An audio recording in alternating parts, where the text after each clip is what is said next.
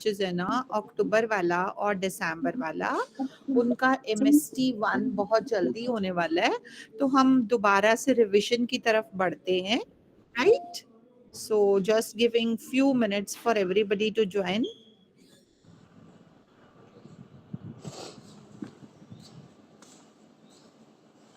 Fundamentals of academic English in crucial for effective communication in scholarly settings. Very good, very good. We'll repeat it. We'll repeat it. Understand the usage of academic English is crucial for effective communication in scholarly settings. So I hope you understand what is scholarly setting. Scholarly setting क्या होती है? Scholarly setting होती है academic circles. What is scholarly setting? Academic circles.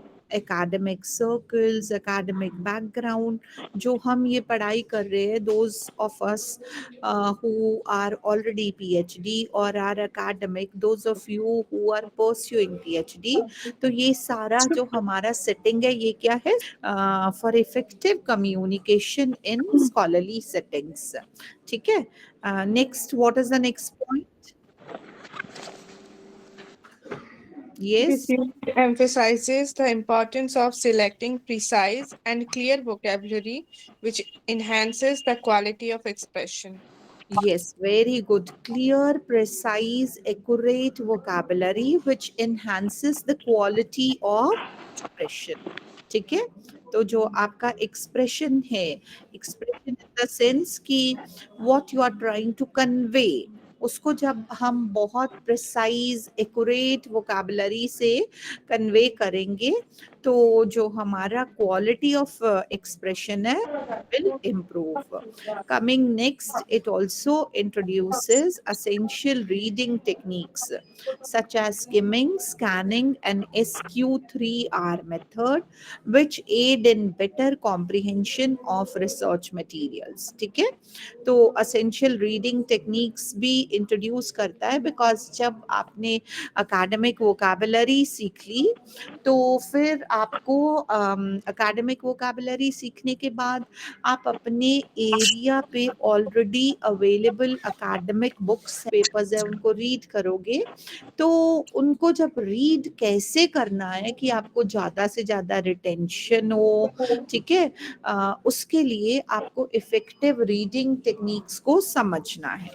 Are we clear? You have to learn effective reading techniques. What are the effective reading techniques? Like extensive reading है, intensive reading है. कहीं पे आपको extensive reading करनी होती है, कहीं पे आपको intensive reading करनी होती है. ठीक है? कहीं पे skimming, कहीं पे scanning.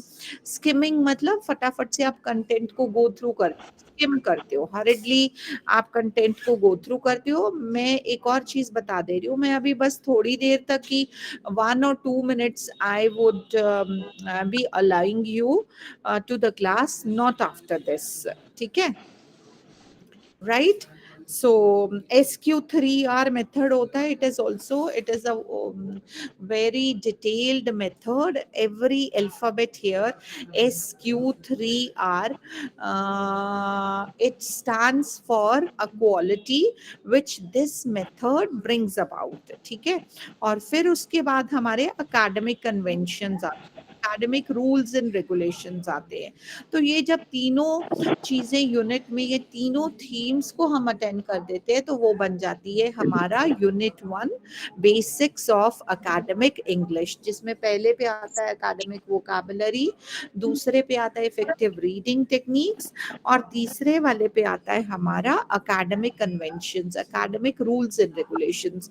Academic rules and regulations क्या होते हैं कि जब आप प्रॉपर एकेडमिक वोकैबुलरी भी यूज करोगे, एकेडमिक वोकैबुलरी यूज करने के बाद आप प्रॉपर ग्रामर भी यूज करोगे, पंक्चुएशन भी यूज करोगे, फॉर्मेटिंग भी यूज करोगे, तो फिर वो बन जाएगा आपका following all the academic conventions.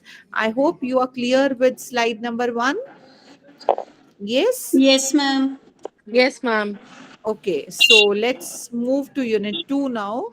What's there in unit 2? Conducting research, unit 2 is your conducting research. अभी तक आपने सिर्फ academic vocabulary, effective reading technique सीखा है। Now you should know how to conduct research, right? So how can you conduct research? You can conduct research by first of all note taking, जो किताबें आपने पढ़ी हैं उसके इफेक्टिव नोट टेकिंग टेक्निक्स को understand करके conducting research, outlining and drafting. ठीक है, जब आपने पहले नोट्स बना लिए फिर आप उसका प्रॉपर एक लेआउट करके आउटलाइन बनाओगे और उसकी ड्राफ्टिंग करोगे, आपका फर्स्ट ड्राफ्ट रेडी हो जाएगा, जिसको फर्दर आप बहुत सारे मल्टीपल एडिटिंग्स करके वो आपका फाइनल ड्राफ्ट बनेगा। तो जब आप अपना फर्स्ट ड्राफ्ट बना रहे हो, आउटलाइन बना रहे हो, आपको बहुत ध्यान देना है कि मेरा कोई भी कंटेंट स्किप नहीं हो। उस वक्त आपको ये चीज पे ध्यान नहीं देना कि आपकी बहुत ब्यूटीफुल लैंग्वेज होनी चाहिए या प्रॉपर ग्रामर होनी चाहिए, वहां पे आपका एक ही फोकस है कि आपका कोई भी कंटेंट जो है मिस ना हो।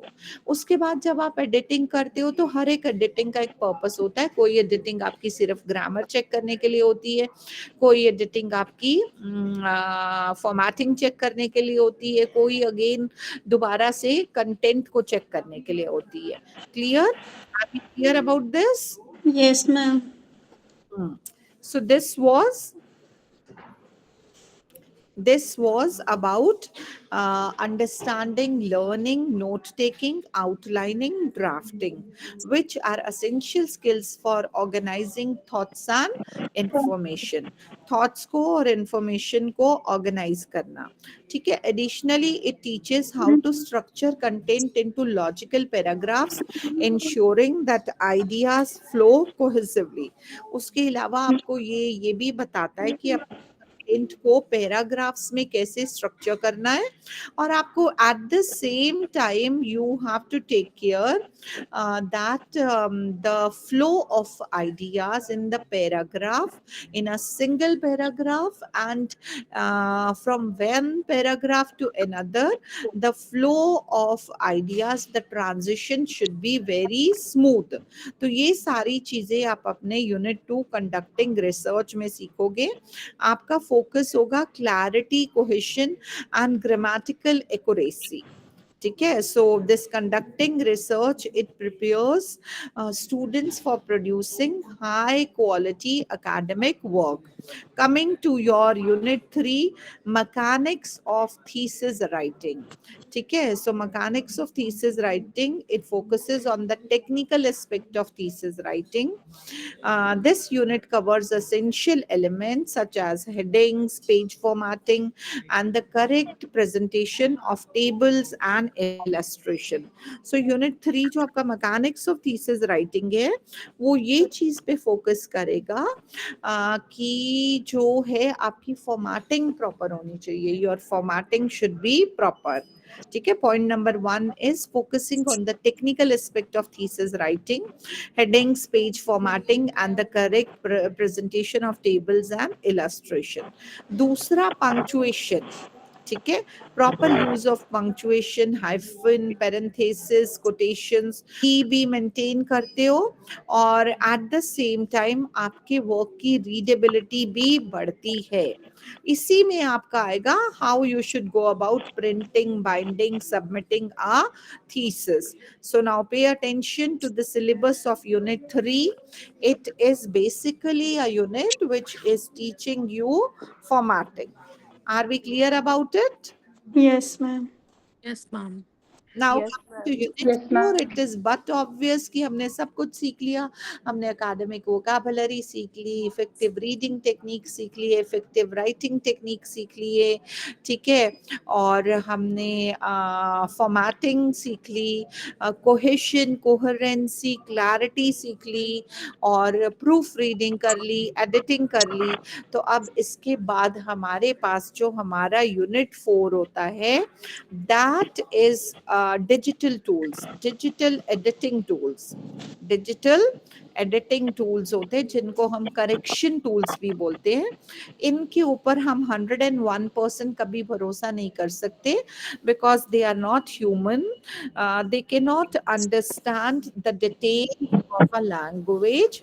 They can only be of help by helping us check to the errors which are programmed in the particular computer software. तो वो हमें एरर डिटेक्ट करेंगे, grammatical error, spelling error, etcetera etcetera. और एक पैराफ्रेजिंग टूल भी होता है कि जैसे कुछ लिखा है तो उसको आप अपनी लैंग्वेज में लिखना चाहते हो, so that is known as a paraphrasing tool, उसको हम क्विल बोट बोलते हैं। तो ये सारे जो डिजिटल टूल्स है, करेक्शन टूल्स हैं, इनको हम यूनिट 4 में पढ़ेंगे। The unit train scholars in the crucial skill of proof reading, focusing on identifying and correcting the spelling, punctuation, grammatical errors. It introduces standard academic writing software that can assist in the writing process. Assist means help. तो वो आपको standard academic writing softwares provide करते हैं। Additionally ये unit का purpose है कि आपने मैनुअल रीडिंग कर ली, फिर पीयर रिव्यू भी कर लिया, मतलब पहले आपने खुद से रीडिंग करी, एडिटिंग करी, प्रूफ रीडिंग करी, फिर पीयर रिव्यू में आपने अपने फेलो स्कॉलर से उसकी एडिटिंग करवाई, फिर आपके सुपरवाइजर ने, कोई एक्सपर्ट ने उसको पढ़ा। जब आप ये सारी चीज़ों से आपकी थीसिस गुजर जाती है तो, या रिसर्च पेपर गुजर जाता है, तो फिर आप उनको करेक्शन टूल्स के थ्रू भी रन थ्रू करवा देते हो। You know, there might be some silly mistake which you forgot to correct, तो फिर उसके लिए आप करेक्शन टूल्स का इस्तेमाल करेंगे। ठीक है, ये आपकी 4 यूनिट्स हैं। ये आपको समझाने के पीछे दोबारा के लिए पर्पस है, एक तो हमारा न्यू बैच आज ज्वाइन कर रहा था, ठीक है, पता नहीं वो उनको लिंक पहुंचा है कि नहीं पहुंचा है, but for you to start the preparation, right? Are we clear about this? Excuse ma'am. ma'am. Ma'am, all 4 units will come in MST1. In MST1, unit 1 and 2 would be coming, Okay, ma'am. Thank you. which already are covered. You Yes, ma'am. We have covered. Yeah, you pick up the PPTs, you pick up the recorded lectures, go through them, revise, और उससे पहले अपने syllabus पे focus करो। किसी भी subject को पढ़ने का, तैयारी करने का एक ही तरीका है कि सिलेबस पे बहुत सीरियसली फोकस करा जाए। ठीक है, जब आप सिलेबस पे फोकस करते हो तो फिर आपको पता होता है एग्जाम ओरिएंटेड क्वेश्चंस, टॉपिक्स, सब टॉपिक्स, वो कोई भी आपका मिस नहीं होना चाहिए। Are we clear? Yes, ma'am. Thank you, ma'am. Yeah, so all the very best and take care. ठीक है, we'll catch up in tomorrow's class. तब तक ये वाली पीपीटी आप सबके पास होगी, उसको रीशेयर कर दो सारे ग्रुप्स में, और उसके साथ साथ रिकॉर्डेड लेक्चर भी फर्स्ट वाला रीशेयर कर दो। Clear? Okay, ma'am. Yes, ma'am. Any questions, any queries? Yes, ma'am. Yeah, please ask your question and query. Ma'am please कोई प्रीवियस एमएसटी पेपर शेयर कर देना ताकि हमें एक आइडिया हो जाए कि कितने मार्क्स के क्वेश्चन आएंगे। हाँ हाँ, पक्का से पहले करा भी होगा कोई। आपका कौन सा बैच है? मैम अक्टूबर बैच है हमारा। अक्टूबर बैच पक्का शेयर करा होगा अक्टूबर बैच को, तो क्योंकि मैं जो असाइनमेंट्स भी डालती हूँ तो वो भी उसी हिसाब से डालती हूँ। सॉर्ट ऑफ मैं जो आपका एमएससी का क्वेश्चन पेपर होता है उसी को थोड़ा मॉडिफाई करके असाइनमेंट बना के भेजती हूँ। ठीक है, okay, thank you ma'am. All right, yeah thank you. So catch up with you tomorrow. Thank you. Thank you so much ma'am. Thank you, ma'am. Thank you, ma'am. तो फिर